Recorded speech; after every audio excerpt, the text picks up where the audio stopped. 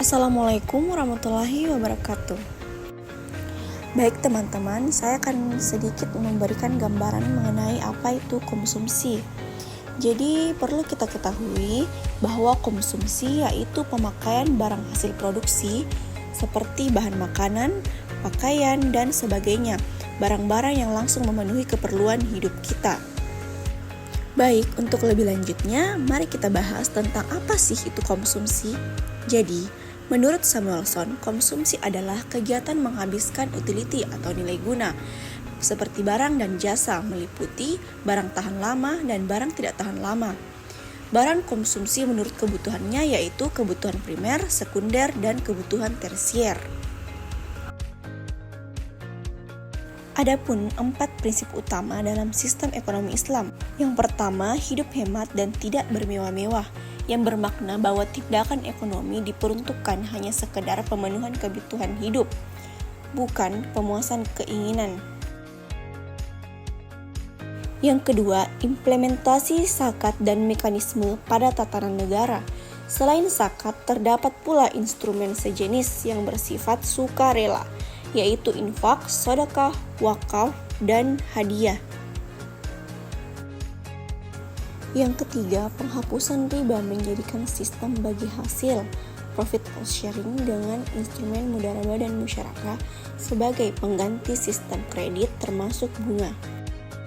Yang terakhir yaitu menjalankan usaha-usaha yang halal jauh dari maisir dan gahar. Materi selanjutnya yaitu tujuan konsumsi dalam Islam. Untuk mengharapkan ridha Allah Subhanahu wa Ta'ala tercapainya kebaikan.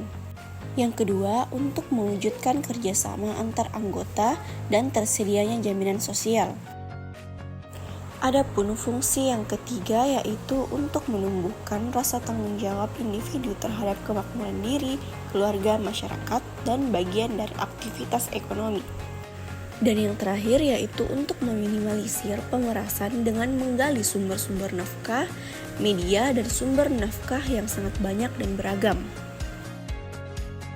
Baik teman-teman, jadi materi selanjutnya yaitu etika dalam konsumsi, yang dimana yang pertama itu seimbang dalam konsumsi, yang kedua membelanjakan harta pada bentuk yang dihalalkan dengan cara baik, yang ketiga larangan bersifat israf dan tafsir, yang terakhir yaitu larangan bersifat kikil atau bakil dari menumpukan harta. Selanjutnya ada materi prinsip-prinsip konsumsi dalam Islam. Dalam ekonomi Islam, konsumsi dikendalikan oleh 5 prinsip. Yang pertama, prinsip keadilan. Syarat ini mengandung arti ganda, yang penting mengenai pencari makan dan minuman secara halal dan tidak larang hukumnya. Yang kedua yaitu prinsip kebersihan. Syarat yang kedua harus baik atau cocok untuk dikonsumsi atau dimakan dan tidak kotor.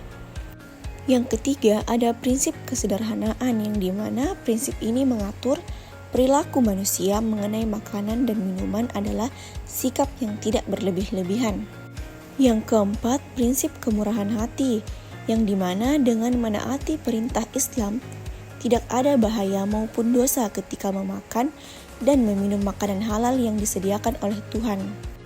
Dan yang terakhir ada prinsip moralitas, yakni untuk meningkatkan kemajuan nilai-nilai moral dan spiritual.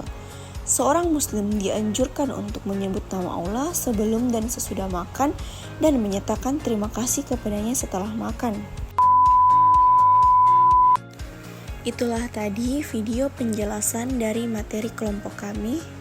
Semoga bermanfaat bagi para penonton. Wassalamualaikum warahmatullahi wabarakatuh.